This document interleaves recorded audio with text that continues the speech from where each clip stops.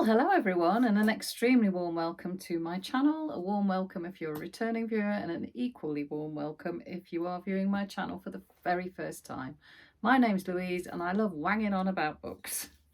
So I wanted to talk you through, because it's starting to get quite a stack, my latest, I say latest, I mean I think probably, actually no, most of these have been acquired quite recently. But these are all books that I'm looking forward to curling up with over the autumn, although knowing me, it'll probably be next autumn when I get to half of them, or even the autumn after that, or the one after that. But it's that time of year when there's a certain smell in the air in the UK, as in that lovely smell of leaves falling to the ground. For the very first time yesterday, I went for a walk and literally crunched through leaves as I was walking, and this always delighted me. I don't know whether it's because November's my birth month, but I just love that sensation. The forest around here is just looking magnificent at the moment, but the nights are drawing in, and so it always gives me that book tingle and that thought of curling up with wonderful books. So anyway, here is a stack of books that I've got to talk to you about, and I'm repeating myself now, so I really need to crack on with it. So a few, I say weeks ago, it's probably about a month or so ago now, Simon and I, my son Simon Savage, we were down in Oxford, and we were there to interview the lovely Susanna Stapleton about her book, what's it called? Oh my goodness, Dark Spring. Oh my lord, honestly, my brain. If I knew I was going to mention it, I'd have checked and reminded myself.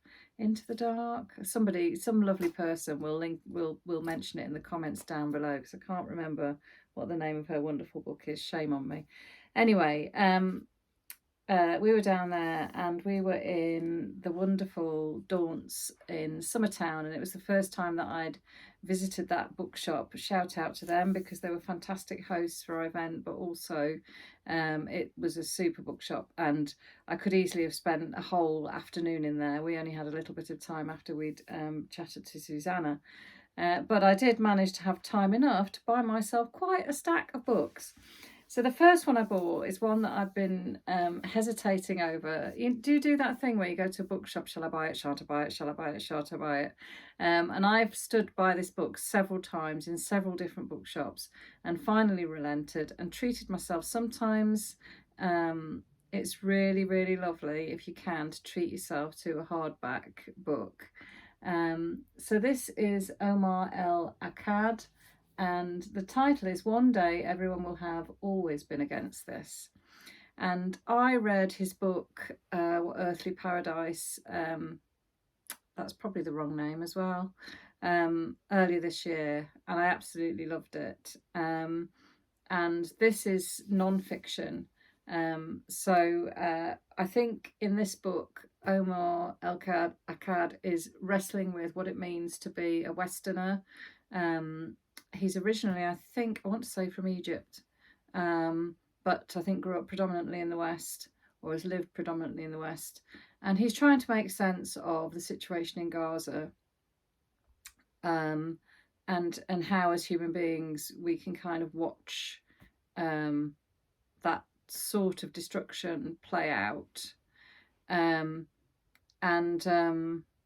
Yeah, I'm just fascinated to see what he's got to say about it, because it seems that this is a struggle that's been going on for decades and decades and decades. So it's always interesting to see how somebody is prepared to look back and reflect, and talk about maybe the possibility of how we move forward from it. So I'm very much looking forward to reading that book. And I love doing this because I forget what I bought, so it's a real treat for me to actually see what I've got sort of in my book stack.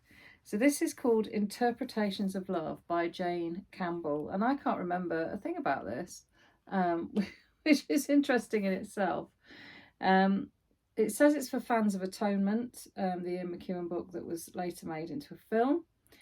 Stretching from war-torn 1940s Liverpool to Oxford, at the end of the century. This story explores the emotional landscape of the time and the impact tiny moments of betrayal can have on our relationship in the years to follow. Malcolm has held on to a secret for more than 50 years, a letter his sister Sophie gave him just before she died.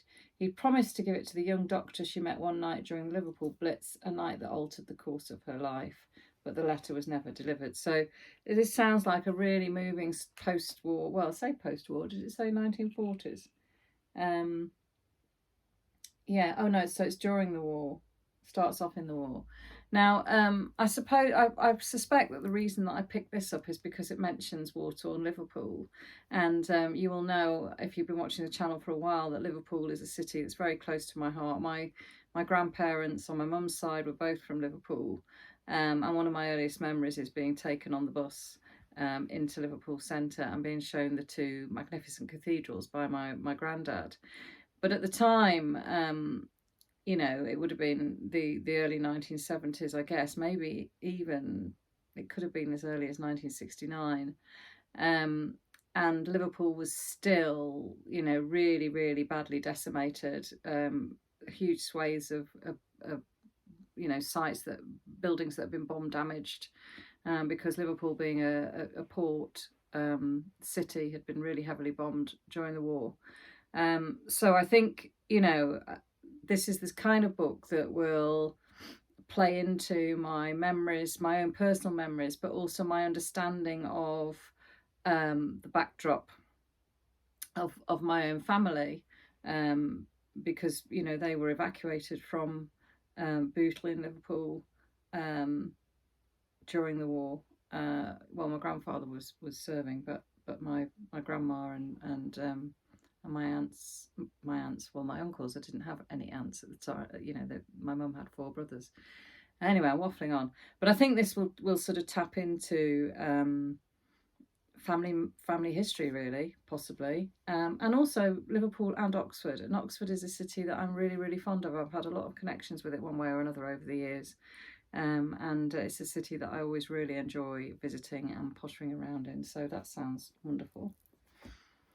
And then I bought A Rising Man by Abir Mukherjee. And again, I'm intrigued now. I really like the cover. Again, it looks like a story that is set in India. CJ Sansom says it's exceptional. Ian Rankin describes it as a thought-provoking roller coaster. So Val McDermott likes it as well. So it sounds to me like it's got some sort of, yes, it's a murder story. India 1919. So again, you know, interesting post-war, post the First World War. Desperate for a fresh start, Captain Sam Wyndham arrives to take up an important post in Calcutta's police force. He's soon called to the scene of a horrifying murder. The victim was a senior official, and a note in his mouth warns the British to leave India or else. This sounds absolutely the sort of thing that I want to curl up with at this time of year. It's even got autumnal colours in the cover. The writer, Abir Mukherjee, it looks as though they are of Indian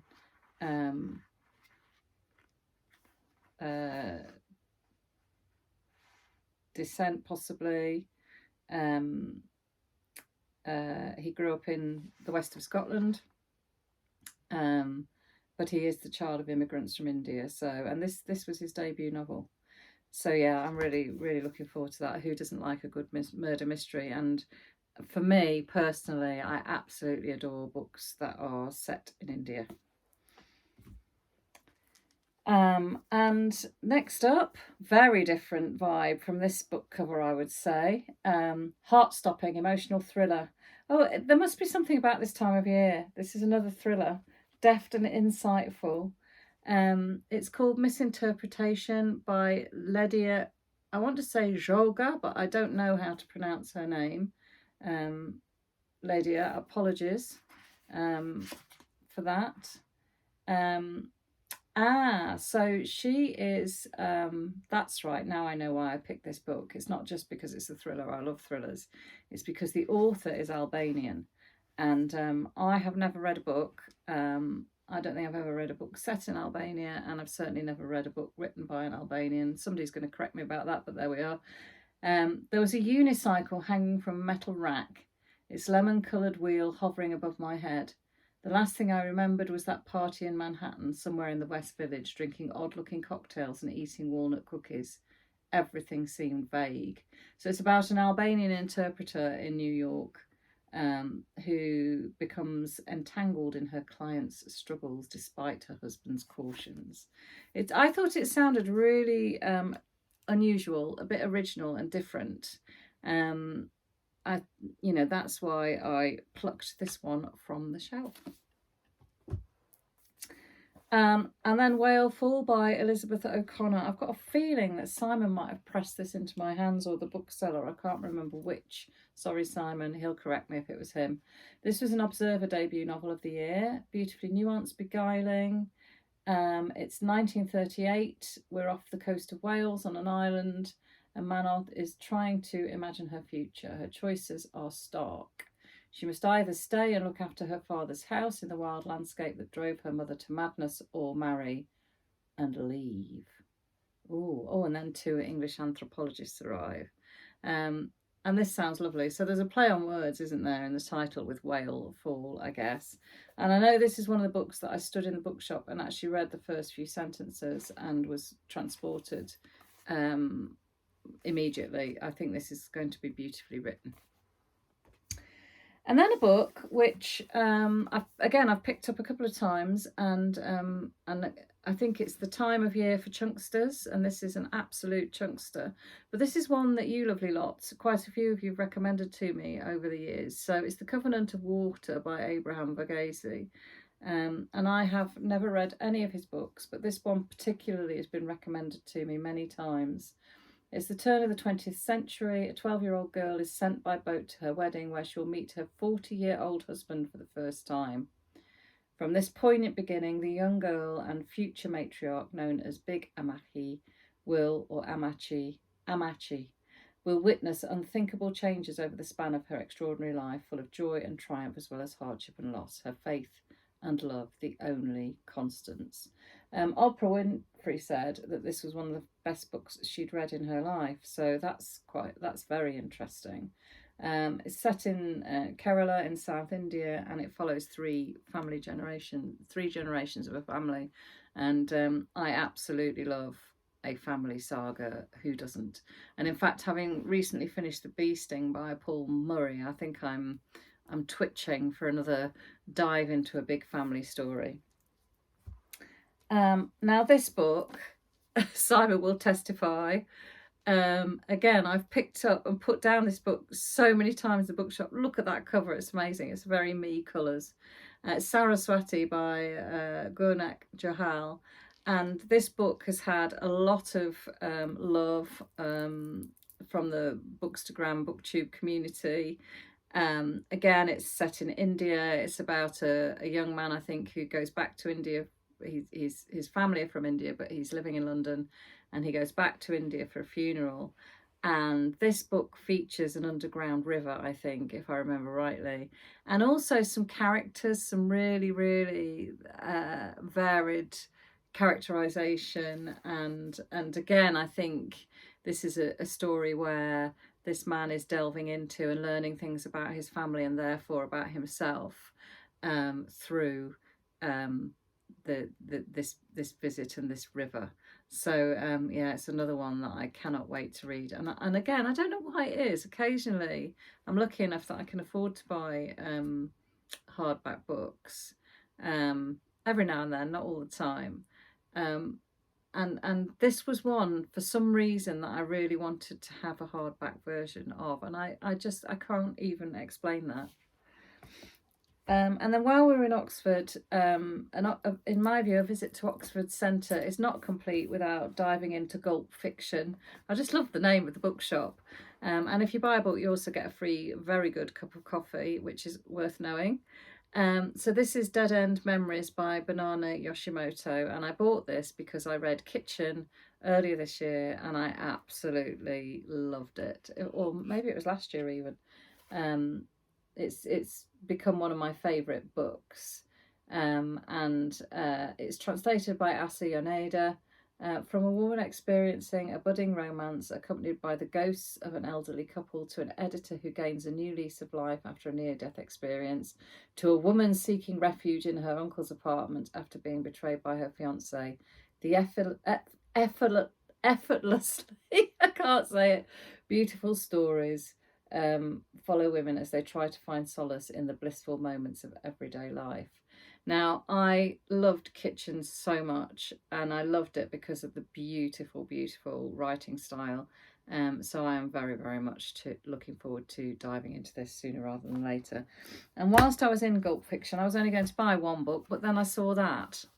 And it was the cover, wasn't it? And also the fact that it's got the word museum in the title. So this is by Yagi, When the Museum is Closed. And it just was such a me statement on the back. There she stood, a goddess, not me. I had been hired to talk to the ancient statue of Venus. I was in love with the marble goddess. And I was immediately thinking about the story of Pygmalion. And who doesn't want to read a book that's set in a museum? So I'm really looking forward to reading this very, very much. And then I had a visit from Simon, and he brought with him this copy of Queen Bee by Juno Dawson, which is signed by Juno to me, which is really lovely. And if you've not read Her Majesty's Royal Coven, this is exactly the time of year to read this series of books, which is about a coven of witches in Yorkshire, which is where Juno is from. And I think this book is a kind of prequel to those books, but they're very witchy, Halloweeny, women, female empowerment. Just a really joyous, rompy type of read. But this one in particular, I think Anne Boleyn, I think Queen Bee is a reference to Anne Boleyn, I think. Because there were accusations that she was a witch during her lifetime, so I think this is going to be a super bag of fun for this time of year. And while Simon was with us, we had to go to Bridgnorth and visit the wonderful Booker bookshop. And of course you can't, it'd be rude, wouldn't it, to go into a bookshop without buy anything. So I bought Manda Scott's Any Human Power. I'm a big fan of Manda Scott. She's written about ancient Rome. She's written about Boudica. She's very much into kind of ancient sort of spiritualism, which isn't necessarily something that I'm into, but I love the way it seeps into her books and makes her writing about the past, in my view, very plausible, when I think, human beings probably had a deeper connection with the natural world. And so we're probably more open to that kind of thing. Ian Rankin, again, loved it. Gosh, he's been busy reading. As Lan lies dying, she makes a promise that binds her long into the beyond. 15 years later, her teenage granddaughter, Caitlin, triggers international outrage, unleashing the fury of a betrayed generation. For one shining fragment of time, the world is with her, but then the backlash begins, and soon she and those closest to her find themselves facing the wrath of the old establishment, who will use every dirty trick in the book to fight them off. Grand in scope, rich and courageous characters who breathe new life into ancient wisdom, here is a dream of a better future, a world we'd be proud to leave to our children and on generations down the line.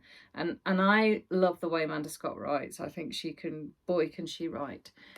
Something again a little bit different, a little bit quirky, and a little bit spiritually for this time of year. And then finally, while I was in Booker, I couldn't resist this, and I don't know why I hadn't seen it anywhere else. It passed me by for some reason, and I've never read anything by Andre Aciman before. But this is called My Roman Year, and it's non-fiction. It's 1964, and I think it's like a memoir. He's arrived in an unfamiliar country. He stands at the door of a one-bedroom flat his uncle has provided, and the reality of this new chapter begins to hit home. He's now head of the family with a little brother to keep in line, and bearing in mind he's still only a teenager himself and a mother to translate for, he'll need to learn to adapt in order to survive. So this is the story of a migrant family who are, I think, who are living in who've arrived in Rome, and I think this is going to be fascinating. Rome is a city that I know quite well, sorry, just for some reason the screen seems to have gone really dark. I haven't touched it and I haven't moved, so I don't know whether it's got darker outside. It looks the same to me, but apologies for the lighting if I've just been plunged into darkness.